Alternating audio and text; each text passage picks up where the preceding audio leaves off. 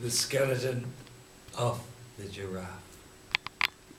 Wired high, its neck bones reach the ceiling in a graceful angle poise. Below the framework of its carcass stands a teacher with a mob of boys. See the lines its backbone makes? Perfect balance. Nature is an artist. Imagine it, the veldt, the wandering giraffe browsing trees, its neck an alpinist. No doubt you've seen them standing inscrutable and silent at the zoo. But 30 miles an hour is what giraffes can do if lions pursue. That, boys, is a chassis, is it not? Imagine you could roam a prairie, a fleet-foot, polka-dotted galloper, foraging and having sex and being bony. Alas, the males have sex with other males. They neck for hours, then mount to climax, and Africans with rifles mow them down and sell their hides for useless artifacts. Can I add that Dylan Thomas's image for a sestina was a giraffe having sex at 30 miles an hour? The poem ended with what Diver considered an apocalyptic flourish, possibly a rather too demanding trope for an out-of-town audience. And during the silence afterwards, not so much awe and astonishment, perhaps, as bafflement, he had raked his gaze along the rows of seats as if defying the audience not to applaud. One acne-ridden student type had indeed started to put his hands together, but stopped when he realized he was alone. That was when Diver's attention had been caught by two latecomers. One of them, a tall, heavily bearded man, was wearing a deerstalker. The other was von Zitzewitz, the Bavarian-born haikuist. What was Manfred von Zitzewitz doing at a reading by Fergus Diver?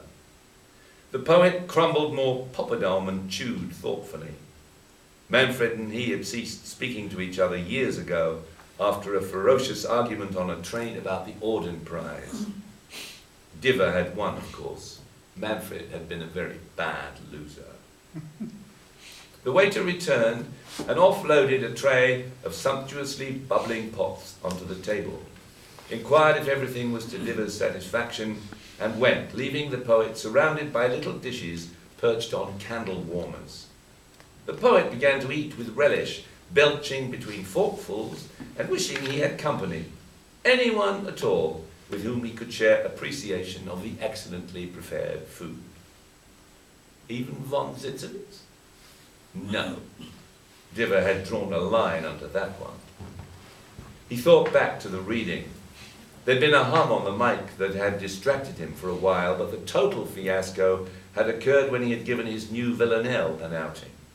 After the fourth stanza with the same two lines, repeating in slightly altered contexts down through the poem, he was stopped in his tracks by a piping child's voice. "You've said that already!" Members of the audience had laughed aloud, including von Zitzewitz, who had risen to his feet and with a sardonic nod to Diver quit the room. Yeah, get lost, thought Diver as he watched him leave. The other latecomer had not even removed his deerstalker, and he was gazing at the poet with a broad smile on his face. Diver sighed. The Merg Bogar was a dream. He'd never tasted the dish prepared so brilliantly. The Siege of Lucknow must have engaged a Michelin-starred chef.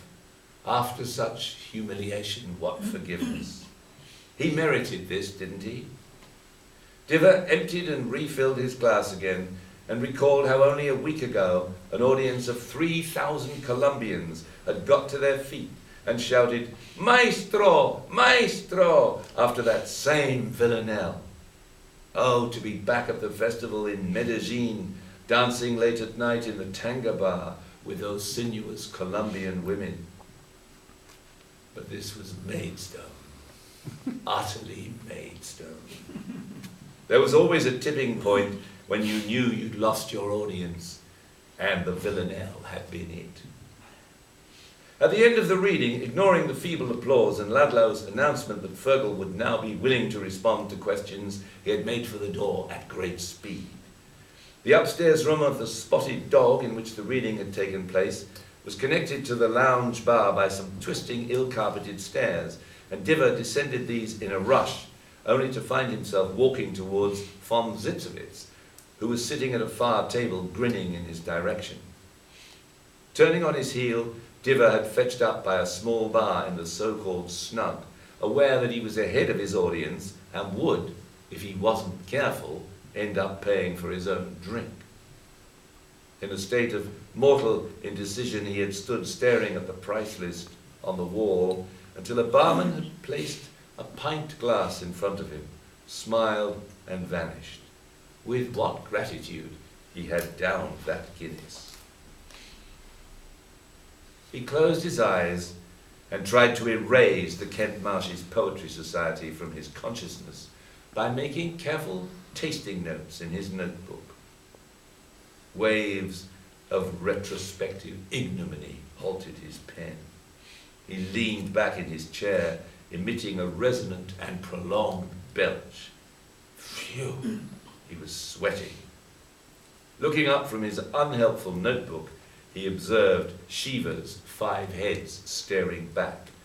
Did they all bear a resemblance to von Zitzowitz? He took a deep breath. A trip into the restaurant's basement would also have to go into his report. What you needed were the suavely carpeted stairs, the non-kitsch sex signalling on the lavatory doors, the subdued lighting, the big mirrors with their roseate flush, the plentiful soap and hot water, the warm towels. Excellent. He felt refreshed as he padded back to his table and found an unasked-for dish of mushrooms, liberally sprinkled with a curious herb placed on his table mat. He concluded the waiter had seen him making entries in his notebook. This, then, had to be the speciality of the house. He was always gratified to have his connoisseurship appealed to. He emptied the last drops of Rioja into his glass. The mushrooms were indeed very good, if curiously astringent, a taste he knew he could learn to acquire. He would have to find out from the waiter what the herb was. Somehow or other, he would have to track down the benefactor who had recommended this place and thank him properly. "Splendid reading," a Welsh voice had said.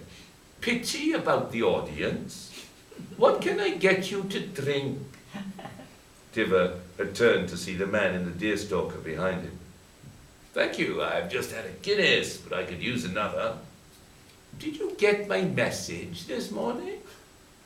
"Message? I'm devoted to your poetry, Mr. Diver. It's a real privilege to hear you read." "Thank you. But I very much enjoy your restaurant column in the Observer as well. I suppose poets can't make a living from poetry alone?" "Indeed they can't. So you are my cryptic intelligencer." "Guilty," said the Welshman. "The siege of Lucknow is truly exceptional for a provincial restaurant. But here comes the audience. I'll leave you to their tender mercies." And then the fellow had gone. Diver had not even learned his name. No doubt Ludlow would know him. The Kent Marshes Poetry Society was obviously a cabal of deviously intimate conspirators who would all know each other's names. What a piece of luck he'd managed to dodge them at the end. They had actually had the temerity to suggest taking him to the Wimpy Bar round the corner. "Does anyone know the Siege of Lucknow?" he'd asked, downing a beer he had bought himself. "It's just down the street," a lady standing next to him had said. Not wishing to give unforgivable offence, and searching the room for a deerstalker that appeared to have gone, Diver had inquired, "Perhaps some of you would care to join